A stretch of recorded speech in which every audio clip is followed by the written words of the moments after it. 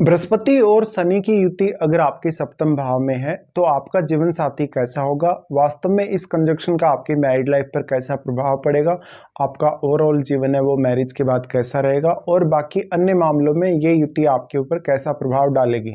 हम विभिन्न भावों में विभिन्न कंजक्शंस का जो आपकी मैरिड लाइफ पर प्रभाव है या ये कंजक्शन होने से आपका जीवन साथी का ओवरऑल नेचर कैसा होगा, उनका व्यवहार, उनका आपके साथ अंडरस्टैंडिंग कैसा होगा, ये सब के बारे में डिस्कस कर रहे हैं।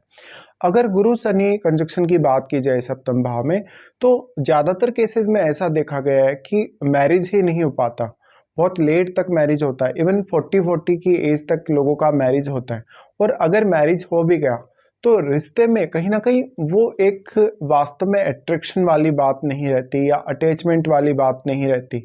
यहाँ पे जो आपका जीवन साथी होगा वो काफ़ी स्ट्रिक्ट हो सकता है, वो काफ़ी रिजिड हो सकता है, काफ़ी ज़्यादा जिद्दी हो सकता है, लेकिन वो वास्तव में लाइफ को निभाने में बहुत ज़्यादा सीरियस होगा, अपनी जिम्मेदारियों को निभाने में भी और आपको सपोर्ट करने में भी।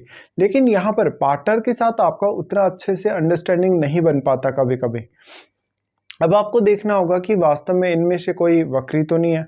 अगर इनमें से कोई भी ग्रह वक्री होगा तो फिर आपको उस पर अलग तरीके से विचार करना होगा, क्योंकि वक्री शनि होने के केस में ज़्यादा अच्छा होगा गुरु की तुलना में।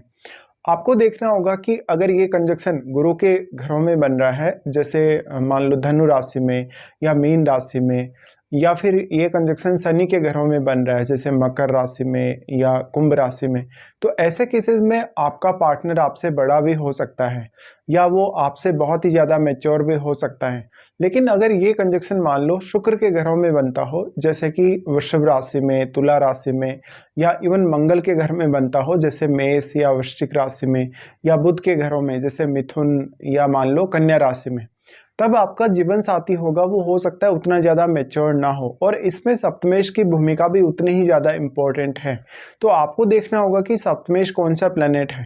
बृहस्पति शनि का जो कंजक्शन है वो आपको कैरियर वाइज बहुत ज़्यादा आगे बढ़ा सकता है मैरिज होने के बाद। इस प्रकार का कंजक्शन है तो आपका जीवन साथी अपने कैरियर और अपने रिलेशनशिप दोनों को लेकर ही काफ़ी ज़्यादा सीरियस होगा, लेकिन कैरियर वाइज आप थोड़ी ज़्यादा बेटर प्रगति एक्सपेक्ट कर सकते हो। देखिए, गुरु और शनि का कंजक्शन अगर गुरु के घरों में है, इवन अगर वृश्चिक राशि में है, तो आपका पार्टनर बहुत ही ज़्यादा स्पिरिचुअल होने के चांसेस हैं। और अगर यहाँ पे केतु जैसे ग्रह का प्रभाव होगा, राहु जैसे ग्रह का प्रभाव होगा, तो मैरिड लाइफ के डिस्टर्ब होने के चांसेस भी उतने ही ज़्यादा बढ़ जाएंगे। तो कहीं ना कहीं गुरु शनि का जो कंजक्शन है वो आपके पार्टनर को उस स्थिति में लाता है वास्तव में जहां से वो आपको काफ़ी हद तक सपोर्ट कर सके और जीवन में आने वाली जो भी परेशानियां हैं उनके लिए वो आपको सही से गाइड कर सके। अब मान लो अगर आपके लगन में कोई शुक्र बुध जैसा ग्रह स्थित होगा तो आपका जो पार्टनर होगा उसके साथ आपकी जो थिंकिंग है वो उतनी अच्छे से मैच नहीं हो पाएगी। वास्तव में आपका लगन अगर सूर्य का है, अगर मंगल का लगन है आपका, अगर मान लो इवन बुध का लगन है, तो पार्टनर के साथ आपको अपना अंडरस्टैंडिंग बनाने में बहुत ज़्यादा दिक्कतें होंगी। वैसे अगर देखा जाए तो गुरु शनि का जो कंजक्शन है वो लाइफ में उतनी ज़्यादा ग्रोथ को नहीं दिखाता बल्कि स्टेबिलिटी को दिखाता है।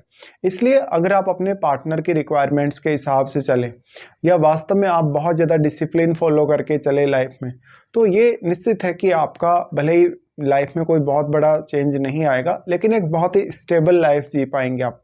ऐसे में पार्टनर से कोई भी बहुत बड़ी अपेक्षा ना रखें। वास्तव में स्वयं को आपको ये कंजक्शन बहुत ज़्यादा सेल्फ डिपेंड बनाता है और ये जो कंजक्शन है वो आपके पार्टनर को काफ़ी अकेलापन भी देगा।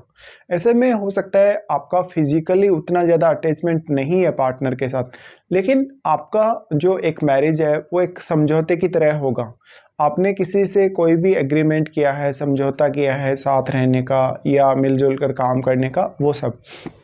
तो यहाँ पे अब आपको ये देखना होगा कि गुरु आपके चार्ट में कौन कौन से भावों को रिप्रेजेंट कर रहे हैं और शनि आपके चार्ट में कौन कौन से भावों को रिप्रेजेंट कर रहे हैं, क्योंकि ये कंजक्शन के होते हुए आपका जीवन साथी बहुत ही समझदार, विवेकशील और एक ज्ञानी व्यक्ति हो सकता है, काफ़ी पढ़ा लिखा व्यक्ति हो सकता है, लेकिन कहीं ना कहीं उन भावों के लिए जहाँ पर ये ग्रह उन जिन भावों के आपके चार्ट में स्वामी हैं वो काफ़ी हद तक सपोर्ट लाएगा आपका जीवन साथी। तो आपको जीवन साथी के आने के बाद उन विशेष भावों के लिए सपोर्ट मिल सकता है जिनके ये ग्रह स्वामी हैं। ऐसे में आपको ये भी देखना होगा कि इनके साथ क्या कोई अन्य ग्रह स्थित है। अगर कोई भी अन्य ग्रह स्थित होगा तो दोनों ही ग्रहों का जो प्रभाव है वो बदल सकता है। अगर यहाँ पे शनि वक्री होकर बैठे हों गुरु के साथ तो ये कुछ हद तक ज़्यादा फेवरेबल कंजक्शन होगा, लेकिन अगर गुरु यहाँ वक्री हो जाते हैं और शनि अगर सामान्य स्थिति में है तो फिर गुरु अपना जो शुभ प्रभाव है वो खो सकते हैं। ऐसे में आपको देखना होगा कि यहाँ पर्टिकुलरली जो साइन है, जो राशि है, कौन सी राशि है आपके सप्तम में और आपका सप्तमेश कितनी अच्छी स्थिति में है। ज़्यादातर स्थितियों में ये कंजक्शन बन रहा है सप्तम में, तो आप अपनी जिम्मेदारियों के प्रति बहुत ज़्यादा सीरियस हो जाएंगे आपका पार्टनर आपकी लाइफ में आने के बाद, और एक बहुत ही ज़्यादा इंटरटेनिंग लाइफ आप नहीं जीते वास्तव में। एक बहुत रेस्ट्रिक्शन वाली लाइफ, एक बहुत ही डिसिप्लिन वाला जीवन आप जीने के लिए बाध्य होंगे। ऐसे में आपका देखना होगा कि लगन में कोई भी इन दोनों में से जो प्लैनेट हैं, दोनों ही गुरु और शनि, इनका कोई भी मित्र ग्रह आपके लगन में होगा या नहीं। ऐसा अगर है तो कुछ हद तक ये आपकी लाइफ को और भी ज़्यादा बैलेंस में ला सकते हैं। अगर आपको ये देखना होगा कि वास्तव में आपके अन्य कार्यों पर किस प्रकार से इन दोनों ही प्लेसमेंट का प्रभाव पड़ेगा, तो आपको इनकी दृष्टियों पर विचार करना चाहिए। अगर सप्तम में ये प्लैनेट बैठे हैं तो आपके मान सम्मान में, आपकी रेस्पेक्ट में, या आपको अगर जनता से समर्थन चाहिए, अगर आपको सोशली बहुत ज़्यादा पॉपुलैरिटी चाहिए, मान सम्मान चाहिए, तो ये ग्रह उसके लिए सफिशिएंट स्थिति बना रहे आपके सप्तम में। ऐसी स्थिति में पार्टनर के आने के बाद भी कहीं ना कहीं आप अपनी लाइफ को बहुत ज़्यादा स्पिरिचुअली ग्रो होते देख सकते हैं।